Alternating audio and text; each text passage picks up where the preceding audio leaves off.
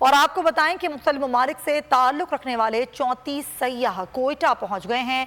ये सयाह मोटरसाइकिलों और गाड़ियों से मजमूई तौर पर 16 ममालिक का सफ़र तय कर रहे हैं। हमारे नुमाइंदे दानिश मुराद जो कि सयाह के साथ ही मौजूद हैं, उनसे बात करते हैं। जी दानिश। मुख्तलिफ से आए हुए 34 जो मोटर बाइक जो राइडर्स हैं और उसके साथ साथ जो गाड़ी चलाने वाले सयाह हैं वो इस वक्त क्वेटा में मुकीम है और अब से कुछ देर बाद यहाँ से रवाना होंगे मुल्तान के लिए, जिसके बाद मुख्तलिफ शाहराहों से जो है वो होते हुए नॉर्थर्न एरियाज़ है जो पाकिस्तान के, वहाँ का विजिट करेंगे। उसके बाद ये जो उनका सफ़र है ये अख्ताम पजीर होगा वाघा बॉर्डर पर। मेरे साथ इस वक्त एक शहरी भी मौजूद है जो मुख्तलिफ इलाकों से आए हुए हैं, एक राइडर हैं।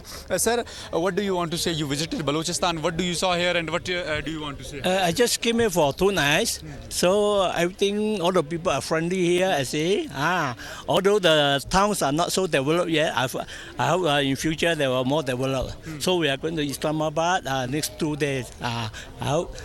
And then the Hunza Valley, hopefully see the nice, beautiful scenery, very famous already.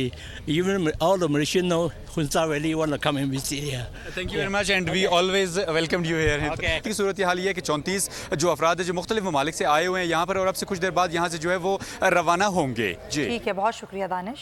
अदलो इंसाफ की बात सब करते हैं, पर हकीकत में सच के साथ निडर होके खड़े रहने की जुर्रत नजर नहीं आती।